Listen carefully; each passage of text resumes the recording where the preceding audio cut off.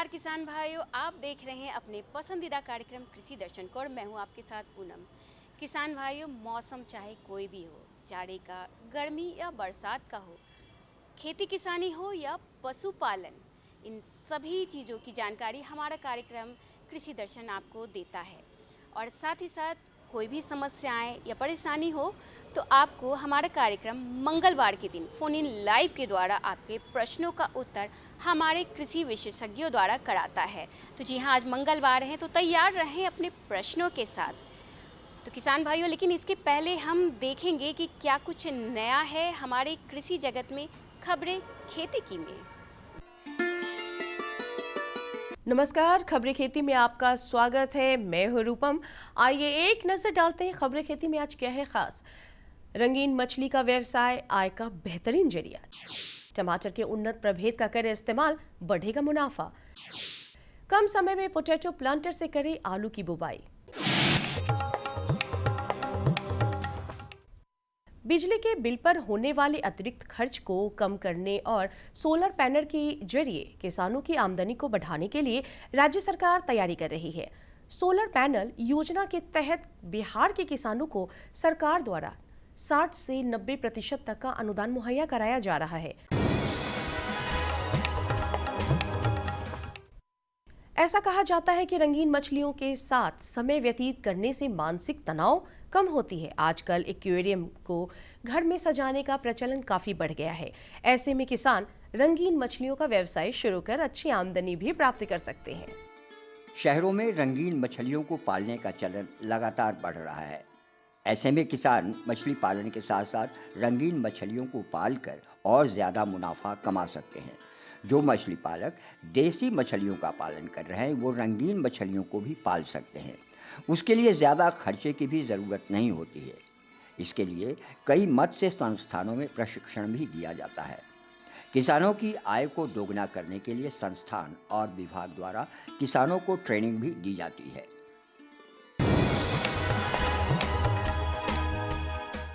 खेती का रबी मौसम सब्जियों की खेती के लिए प्राकृतिक वरदान है। फूल गोभी, पत्ता गोभी, टमाटर, बैगन, गाजर जैसी तमाम तरह की सब्जियां इस मौसम में परवान चढ़ती है। लेकिन किसान भाइयों, इसके अच्छे उत्पादन के लिए अपनी सब्जियों को कीटों से बचाना भी बेहद जरूरी है। क्या है कीटों की रोकथाम के उपाय, इस विषय पर ज्यादा जानकारी दे रहे हैं पौधा संरक्षण विभाग की सहायक निदेशक ब्रजकिशोर प्रसाद।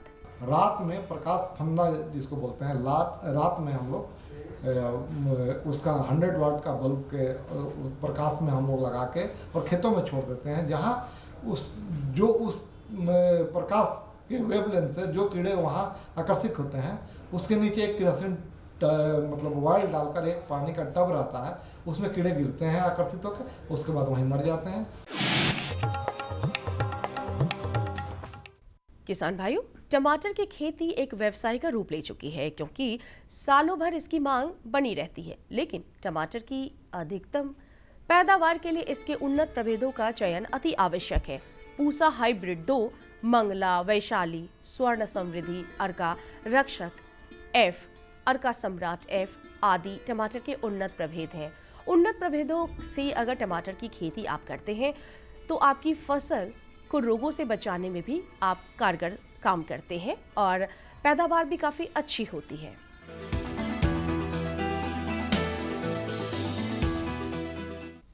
सफलता की आज की कड़ी में मिलवाते हैं पटना जिले के नौबतपुर निवासी कृष्ण कुमार से। कृष्ण कुमार मत्स्य पालन के व्यवसाय से जुड़े हैं और लगभग 15 कट्ठे में विभिन्न प्रकार की मछलियों की प्रजातियों का उत्पादन करते हैं। इनका मानना है कि आज समेकित कृषि प्रणाली समय की मांग बन चुकी है। कृष्ण कुमार अपने आसपास के गांवों को मत्स्य पालन का प्रशिक्षण भी दे रहे हैं। सरकार द्वारा इन्हें किसान श्री सम्मान से नवाजा भी जा चुका है। और 10 महीना में रोहू, कतला, नैनी 2.5 किलो, 2 किलो से 2.5 किलो हो जाता है। और ई फेंगेसियस मछली हम 6 महीना में निकाल देते हैं। अच्छा, ईयरली सर इससे हम 5 से 5.5 लाख रुपया ईयरली हम कमा लेते हैं। जी, अगर मतलब कितना लोग का इसका में जीविका चल रहा है आपका? इसका हमसे यहाँ पर तो 6-7 आदमी के हम तालाब इस साल खनवाए हैं 2022 में जॉब दिए हुए हैं। जी। और फिर अभी इसका प्रॉफिट देख करके, इसका यह देख करके इन साल भी 4-5 किसान लोग खनवाने के लिए तैयार हैं। आइए अब एक नजर डालते हैं मंडी के ताजा भाव पर। आइए एक नज़र डालते हैं हाजीपुर बाजार समिति में और जानते हैं आलू प्याज के ताज़ा भाव। लाल आलू 2400 रुपये प्रति क्विंटल, सफ़ेद आलू 2200 रुपये प्रति क्विंटल, जबकि लोकल प्याज 1600 रुपये प्रति क्विंटल, बैगन 1600 से 2000 रुपये प्रति क्विंटल, टमाटर 1800 से 2200 रुपये प्रति क्विंटल। कैसा रहेगा अगले 24 घंटे में राजधानी पटना का तापमान? एक नजर मौसम की मिजाज पर। राज्य में पछुआ के प्रभाव से न्यूनतम तापमान में लगातार गिरावट दर्ज की जा रही है। मौसम विभाग के मुताबिक ठंड की स्थिति फिलहाल ऐसी ही बनी रहेगी, साथ ही मौसम शुष्क रहेगा। अगले 24 घंटों में राजधानी पटना का अधिकतम तापमान 25 डिग्री सेल्सियस एवं न्यूनतम तापमान 12 डिग्री सेल्सियस तक बने रहने की संभावना है। पत्ता गोभी, फूल गोभी आदि की पिछात किस्मों के स्वस्थ पौध का रोपाई किया जा सकता है। किसान भाइयों को सलाह है, पर्ण स्वास्थ्य को बनाए रखने के लिए प्रति एकड़ 20 किलो यूरिया का छिड़काव करें। तो किसान भाइयों, अभी आपने सुना कृषि समाचार में मंडी भाव, सफलता की नई कहानी और साथ ही साथ मौसम संबंधी समाचार। तो किसान भाइयों, तैयार हैं आप अपने प्रश्नों के साथ?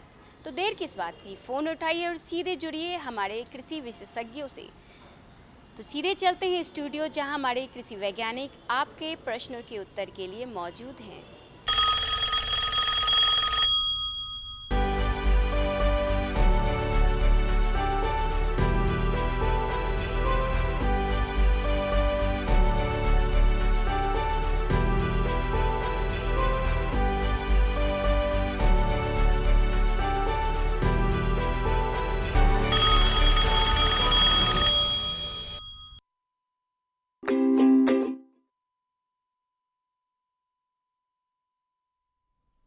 कृषि दर्शन कार्यक्रम देख रहे सभी किसान भाइयों को राकेश कुमार कश्यप का नमस्कार।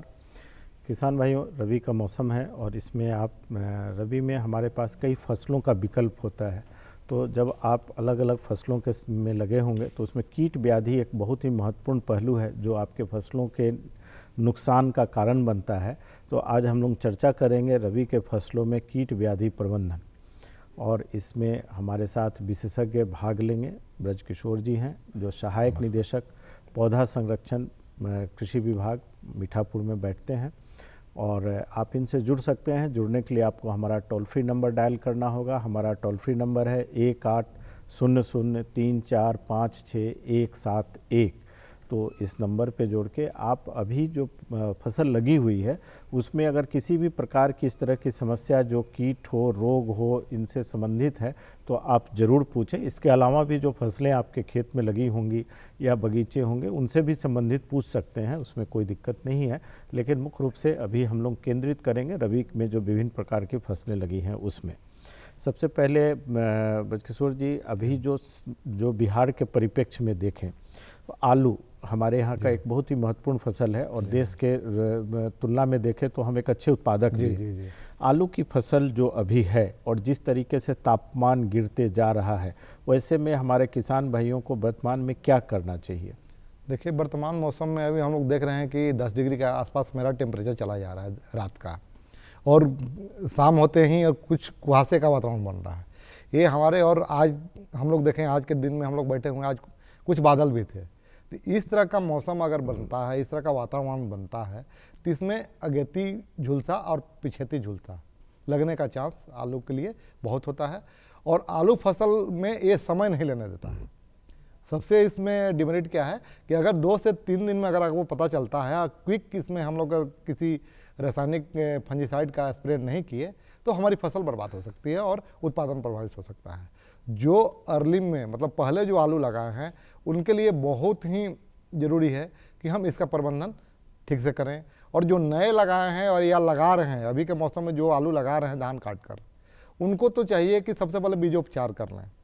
तो बीजोपचार करने के लिए आपको मैनकोजेब 75% WP एक फंजीसाइड आता है, जिसका कि 2 ग्राम प्रति लीटर में हम घोल बनाकर और आलू का जो बल्ब होता है, जो मतलब कंद होता है, उसको हम लोग आधे घंटे के लिए छोड़ देंगे उसमें, और उसके बाद सीधे खेत में ले जाकर बुआई करेंगे।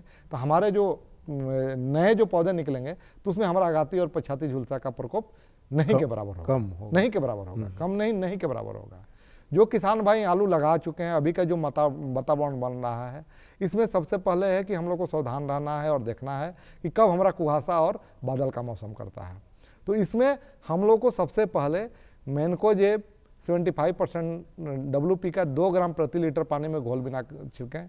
किसान भाइयों, यहाँ आपको ध्यान देने की बात है कि आप जब भी पानी की मात्रा यूज करें, प्रति हेक्टेयर 700 से 800 लीटर का पानी का निश्चित रूप से प्रयोग करें, क्योंकि आलू का जो हमारा पत्तियाँ होती हैं, जो कनेपी होता है, बहुत ज़्यादा होता है और पूरे पत्तियों पर भीगना जरूरी होता है।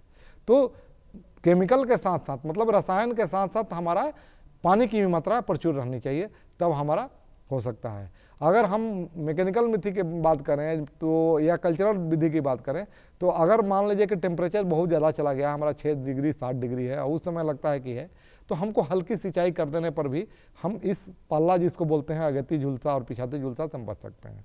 दूसरी हमारा एक रसायन फंजीसाइड है मेटालैक्सिल प्लस मैनकोजेब। इसका हम 3 ग्राम प्रति लीटर पानी में घोल बनाकर छिड़काव करके इस आगाती झुलसा और पिछाती झुलसा से निजात पा सकते हैं। मतलब मुख्य रूप से जब सुबह के तापमान और शाम के तापमान में अंतर कम हो जाए तो समझ लीजिए इस प्रकोप की संभावना ज़्यादा होती है। अभी एक किसान भाई फोन लाइन पे जुड़े हैं, पहले उनका प्रश्न ले लेते हैं। हेलो जी, आप अपना नाम बताएं।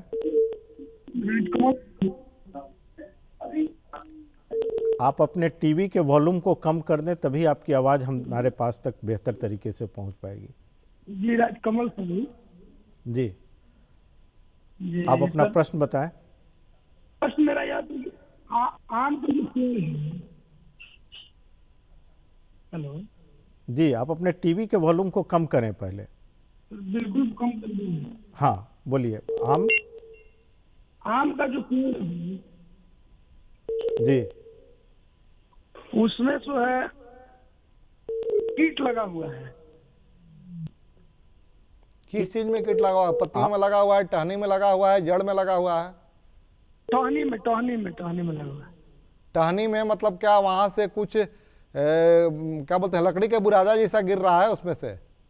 जी नहीं, जो नया कॉली दे रहा है उसको कीट काट कर गिरा दे रहा है। अच्छा, काट दे रहा है, मतलब कि कैटरपिलर उसमें लगा हुआ है आपका, जो काटने वाला पिल्लू है लगा हुआ है।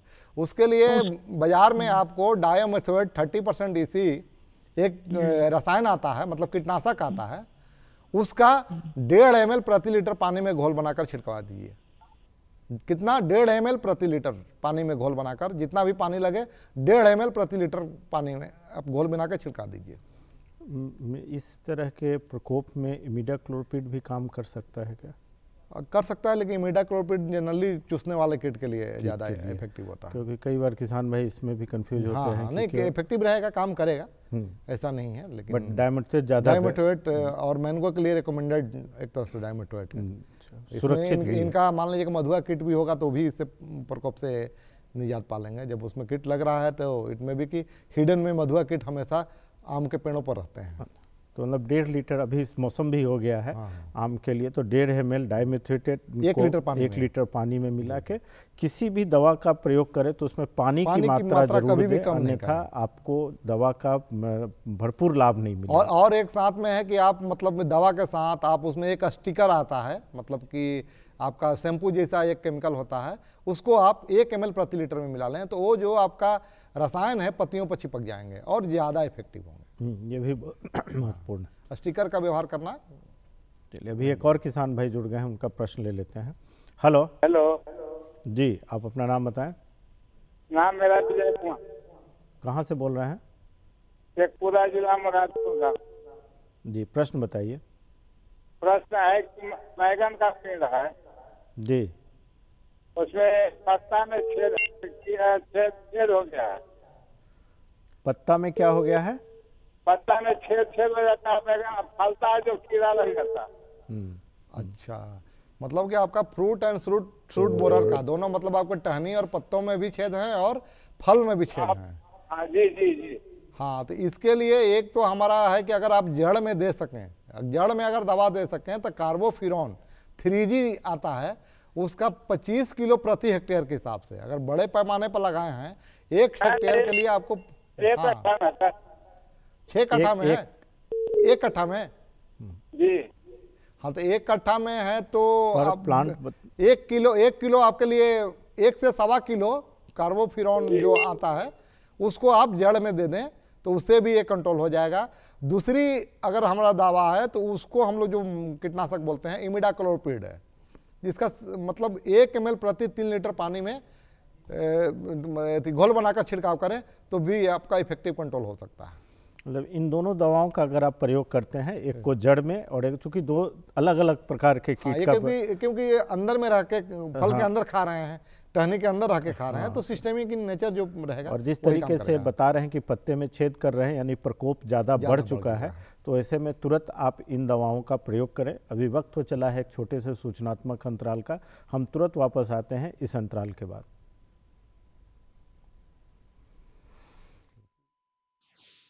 अरे भाई रामेश्वर, क्या बात है? बड़े परेशान दिख रहे हो। सोच रहा था कि अभी तो हाथ पांव चल रहे हैं तो खेती कर पा रहा हूँ, कल को जब इनमें ताकत नहीं रहेगी गुजारा कैसे होगा? पेंशन से। पेंशन? हाँ, और वो भी हम जैसे किसानों के लिए। अब हम जैसे छोटे किसान भी 60 साल के होने पर 3000 रुपए मासिक पेंशन पा सकते हैं। सच में? हाँ, चलो मैं तुम्हें दिखाता हूँ। 18 से 40 वर्ष की आयु के लघु और सीमांत किसान इस स्वैच्छिक और अंशदायी पेंशन योजना में 55 रुपए से 200 रुपए की मासिक किस्त देकर प्रवेश कर सकते हैं। भारत सरकार भी हर महीने किसान के बराबर किस्त का योगदान करेगी। कभी नहीं सोचा था कि हम जैसे किसानों की भी पेंशन का सपना कभी सच होगा।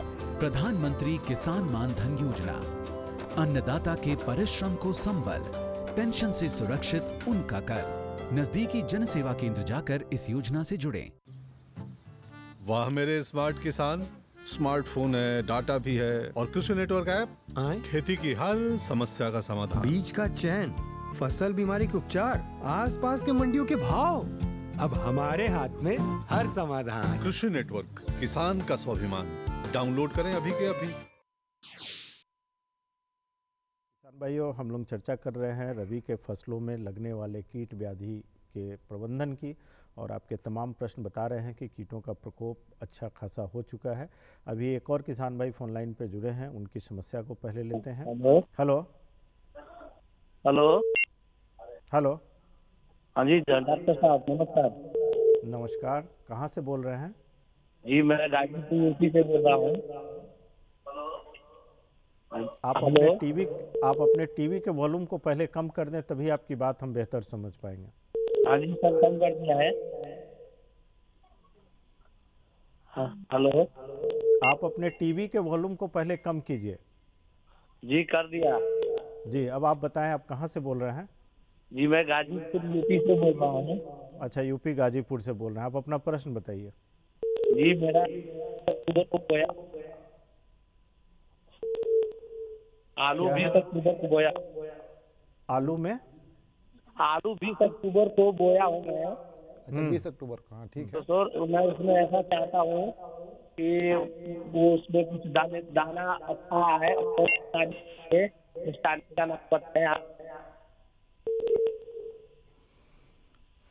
आपका हम प्रश्न समझ गया। आलू आपने 20 अक्टूबर को लगाया है, तो अभी आपका आलू अभी परिपक्व होने में अभी समय है, इसलिए आपको जी जी जी बोलिए। उसमें कौन सा टॉनिक छींटे सर जिससे उसका दर बढ़े? देखिए, आप अगर प्रचुर मात्रा में उसमें जो अनुशंसित जो उर्वरक हैं दिए हैं, तो कोई टॉनिक देने की आवश्यकता नहीं है। टॉनिक दीजिएगा तो आपका आलू जो बाद में निकलेगा वो रख रखाव में आपका टिकेगा नहीं, वो ख़राब हो जाएगा, बहुत दिन तक कीपिंग क्वालिटी उसकी नहीं रह पाएगी। इसलिए आपको बेहतर होगा, अभी जो मौसम चल रहा है और जो टेम्परेचर जिससे गिर रहा है, आप यूपी में हैं तो और ज़्यादा टेम्परेचर कम होगा, तो आप रूटीन वे में अभी खासकर 3 मतलब पखवाड़ा जिसको बोलते हैं 15-15 दिन पर आप कार्बेंडाजिम प्लस मैनकोजेब या मेटालेक्सिल प्लस मैनकोजेब का 2.5 ग्राम या 3 ग्राम प्रति लीटर पानी में घोल बना के छिड़काव करें, तो आपको जो पाला लगने की समस्या है इससे आपको निजात मिलेगी। आपका आलू स्वस्थ रहेगा और भरपूर आपको उपज मिलेगी। और हमको लगता है कि किसान भाई को यह भी समझना चाहिए कि आलू मुख्य रूप से कंद का फसल है।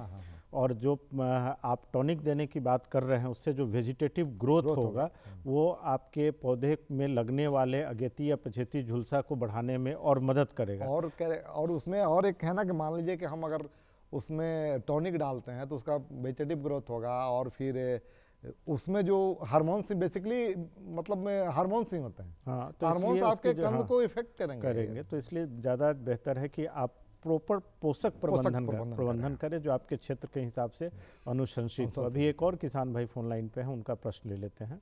Hello hello. हाँ नमस्कार सर।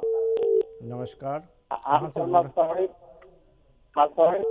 रहे हैं? जी बोलिए। मेरे खेत में लहसुन लगाया है। सब पौधा का जो है ना पत्ता लग गया है। लहसुन का पत्ता क्या हो गया है? लहसुन के पत्ता में गोलाकार बन गया लहसुन के पत्ता को। मैंने पत्तियां मुड़ गई हैं या रस्सी टाइप के हो गए हैं? सब राउंड हो गया पत्ता। रोल हो गया, रोल हो गया है। तो या तो उसमें पोषक तत्व की कमी रही होगी, सोलर न्यूट्रिएंट में कोई कमी है, या फिर उसमें कोई थ्रिप्स का अटैक हुआ होगा। थ्रिप्स के लिए थ्रिप्स के लिए हम बता दे रहे हैं, आपका एक कीटनाशक है उसका छिड़काव कीजिए, थायोमेथोक्जाम। थायोमेथोक्जाम 25% WD में आता है। उसका आप 1 ग्राम प्रति 5 लीटर पानी में घोल बना के छिड़काव कीजिए, ये इफेक्टिवली आपका कंट्रोल हो जाएगा। साथ में अगर मान लीजिए कि कोई अगर उसमें फंगल डिजीज होगा तो उसमें कार्बेंडाजिम 50% का 2 ग्राम भी मिला दीजिएगा प्रति लीटर पानी में। तो 2 आपका केमिकल मतलब एक थायोमेथोक्जाम और प्लस कार्बेंडाजिम दोनों मिलाकर छिड़काव कीजिए, आपका इफेक्टिव कंट्रोल हो जाएगा। लहसुन या प्याज दोनों में इस दवा का प्रयोग कर सकते हैं, लेकिन एक सावधानी जरूर बरतें कि उसमें स्टिकर जरूर मिलाएं, क्योंकि पत्तियों पर जनरली पानी टिकता नहीं है। तो आप दवा भी डालेंगे और काम नहीं करेगा। तो किसी लहसुन और प्याज में खासकर जब किसी भी दवा का प्रयोग करें तो स्टिकर का प्रयोग जरूर करें। जो भी हमारी चिकनी पत्तियां हैं जिस पर हमारा पानी नहीं टिक पाता है तो उसमें हमको स्टिकर का प्रयोग करना चाहिए। अभी चलिए एक वक्त हो चला है छोटे से सूचनात्मक अंतराल का और हम तुरंत वापस आएंगे इस अंतराल के बाद।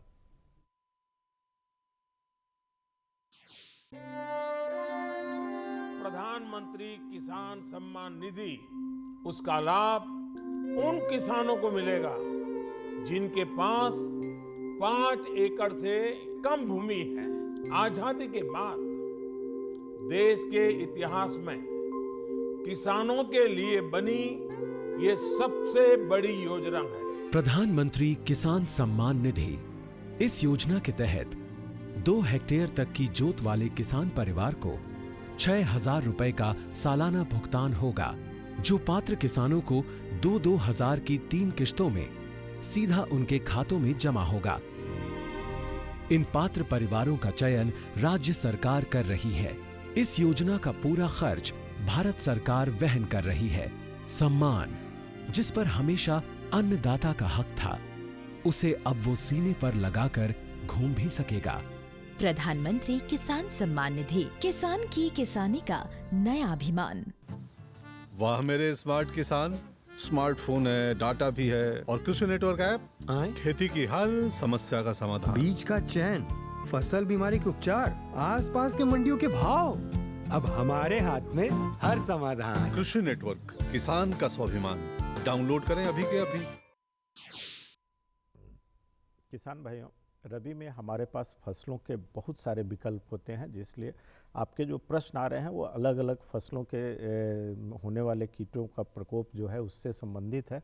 लेकिन किसी भी तरह के कीटनाशक के प्रयोग में 2 महत्वपूर्ण बातें हैं जो आप ज़रूर करें। एक तो स्टिकर का प्रयोग ज़रूर करें और पानी की अनुशंसित मात्रा ज़रूर लें। कई बार ये लोग जो मोटरेबल स्प्रेयर होता है उससे जब स्प्रेयर मतलब करते हैं, और ख़ासकर जब लेबर हायर करके करते हैं तो उनका तो होता है कि 1 एकड़ हमने डाल दिया और उसमें पानी की मात्रा कम रहती है। वैसे स्थिति में क्या करना चाहिए इनको, मतलब कैसे उससे निजात होगा? देखिए, उसमें अगर है तो हाई टेक्निकल की बात हो जाती है। उसमें जो आपका नोजल है, जो आपका जिस स्प्रेयर से आप स्प्रे कर रहे हैं उसका नोजल, मतलब नोजल का कहने का मतलब उसका ड्रॉपलेट साइज इस स्टैंडर्ड का होना चाहिए और इस माइक्रोन का होना चाहिए कि आपके पत्तियों पर जाके वो इफेक्टिवली काम कर सकें। ऐसे तो हम लोग सोल टेक्निकल भी स्प्रे करते हैं, टेक्निकल भी स्प्रे करते हैं, जो एरोप्लेन से होता है, ड्रोन से होता है या हेलीकॉप्टर से होता है, उसमें हम लोग टेक्निकल ही करते हैं। उसमें क्योंकि पानी बहुत बार लैंड करके उठा कर ले जाना संभव नहीं होता है, लेकिन उसका नोजल इतना होता है कि वो आपको 5 से लेकर 50 माइक्रोन के बीच का होता है और प्लांट के पत्तियों पर पड़ता है तो इफेक्टिव भी करता है। लेकिन हमारा जो मार्केट में स्प्रेयर है, नेपसेक स्प्रेयर हो, गटोर हो, चाहे पावर स्प्रेयर जिसे हम लोग पीठ पर लेके करते हैं, इसका ड्रॉपलेट साइज आपका 200 माइक्रोन से लेकर 400-500 माइक्रोन का होता है। तो इसमें आपका ड्रॉपलेट ज़्यादा होता है। तो इसमें अगर ज़्यादा आप दवा क्योंकि पानी कम कर रहे हैं, केमिकल ज़्यादा डाल रहे हैं, तो इफेक्टिवली उतना नहीं जाएगा, क्योंकि वो ड्रॉपलेट पड़ेंगे फिर ज़मीन में के चले जाएंगे। तो इसलिए वॉल्यूम पानी का मात्रा रहेगा तो पूरा पत्तियाँ भींगेंगी और आपका इफेक्टिवली वो कंट्रोल। एक और शिकायत आमतौर पे किसान भाइयों की होती है, जैसे अभी बहुत सारे क्षेत्रों में मक्का लगा रहे हैं या कोई फसल लगाते हैं, तो उनका है कि जैसे ही फसल निकलता है वैसे झुक जाता है, टूटा हुआ, ऐसा उनको समझ नहीं पाते। उसमें कजरा कीट का प्रकोप माने जो जैसा आप अमूमन उनको दिखता नहीं है, क्योंकि कजरा के जो कीट है, मतलब जिसको हम कटवर्म बोलते हैं, वो अमूमन आपको क्रैक क्रेविसेस और वीड और चाहे जो खरपतवार जो हमारा पहले से इधर उधर ढेर लगा कर रखा है उसी में छिपे हुए रहते हैं, और रात में निकलते हैं और चुपके से काट देते हैं और काट के वहीं छोड़ देते हैं। ये बहुत ही डेंजर हैं, क्योंकि खासकर मक्का में या फिर टाल का एरिया जो हमारा मसूर का है या चना जो हम लोग लगाते हैं, यहाँ भी बहुत देखा जाता है कि 3-4 लीफ का होता है मसूर, उसमें ज़मीन के जड़ से ही काट देते हैं। तो इसको हम इफेक्टिवली कंट्रोल कर सकें, क्लोरोपाइरीफॉस 20% TC जो हमारा अनुशंसित कीटनाशक है, इसका हम लोग 2.5 ml प्रति लीटर पानी में घोल बनाकर अगर हम छिड़काव करते हैं तो इसको कर सकते हैं। सबसे महत्वपूर्ण बात है मक्का के खेत का, तो आप जो खरपतवार जो उसमें से निकालते हैं, आप मेड़ों पर ढेर बना के रखते हैं, उसको खेत में जगह जगह पर रखते हैं। और जैसे ही आप रखिएगा, तो क्योंकि ये नॉक्टर्नल इनहेबिट होते हैं, मतलब रात्रिचर होते हैं, तो जैसे ही डे लाइट होगा, सुबह होगा, तो कहीं ना कहीं छुपने की कोशिश करेंगे। तो जो हमारा पुआल का या घास का ढेर लगाया हुआ रहेगा, वो सुबह के मॉर्निंग में वो छुप जाएंगे, वहाँ से आप कलेक्ट करके उसको मार सकते हैं, तो उससे भी हम लोग कंट्रोल कर सकते हैं। तो कजरा कीट का प्रकोप जैसा बताया बजकिशोर जी ने कि ये अधिक रात में होता है, इसलिए आपको दिखता नहीं है, और आप हमेशा खोजते रहते हैं दिन में जाते हैं, और आप दिन में जाते हैं तो कीट दिखेगा नहीं, और नुकसान जो होता है उसकी गति इतनी फास्ट होती है कि आपको आज शाम को देखा और कल जब देख रहे तो एकड़ के एकड़ में कट हो जाता है। तो उसके लिए, लेकिन ये जो अभी क्लोरोपाइरीफॉस का प्रयोग करेंगे वो जहाँ पौधा है वहीं करेंगे या संपूर्ण जमीन पे करना चाहिए? नहीं, जमीन पर तो वो ऑटोमेटिक चला जाएगा, क्योंकि पौधे आपके छोटे हैं, छोटे में ही ज्यादा सकुलेंट रहता है, उसमें ज्यादा काटते हैं, हार्डी को नहीं काटते हैं। हार्डी जब पौधे हो जाता है तो नहीं काटते हैं, तो ऑटोमेटिकली पौधे छोटे हैं, तो जब आप स्प्रे कीजिएगा तो पूरे जमीन पर भी चला जाएगा और पत्तियों पर चला जाएगा। तो जहाँ से भी वो काटना शुरू करेंगे, खाना शुरू करेंगे, वो उसके मुँह में जाएगा। और वो अगेन यहाँ भी है कि पानी की मात्रा अगर बराबर रहेगी तो वो पूरे खेत में और जमीन पे, इसलिए इसमें भी स्टिकर का प्रयोग करेंगे तो आपका केमिकल रिटेन करेगा आपके पौधे पर। अच्छा, तो आपको स्टिकर का प्रयोग करना है हर केमिकल के साथ।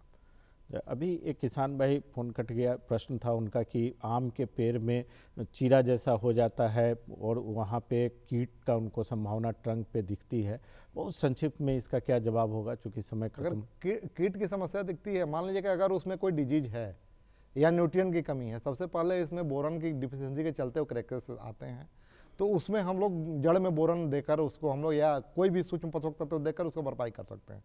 दूसरी बात है कि अगर कीट अगर दिख रहा है तो उसमें हमको डाइमेथोएट का 1.5 ml प्रति लीटर के हिसाब से छिड़काव कर कंट्रोल कर सकते हैं। चलिए किसान भाइयों, अभी हम लोग चर्चा कर रहे थे रबी के विभिन्न फसलों में कीट एवं व्याधि रोगों का प्रबंधन का, और आपके तमाम सारे प्रश्न ये बता रहे हैं कि प्रकोप है, आपको उसको गंभीरता से देखनी है। इसके अलावा किसी अन्य विषय पे तकनीकी जानकारी यदि आप चाहते हैं तो आप हमें पत्र लिख सकते हैं। पत्र लिखने के लिए हमारा पता है कृषि दर्शन द्वारा केंद्र निदेशक, फ्रेजर रोड, दूरदर्शन केंद्र, पटना 8,01,000 पिन कोड है। आप हमें ईमेल भी कर सकते हैं, हमारा ईमेल एड्रेस है directordkpatna@gmail.com। तो आप पत्र लिखें या मेल करें, जब भी करें अपना पूर्ण विवरण जरूर दें, जिससे कि हम एक बेहतर वार्ता आपके लिए लेकर आ सकें। बजकिशोर जी, आज आप आए, इसके लिए आपका बहुत बहुत धन्यवाद।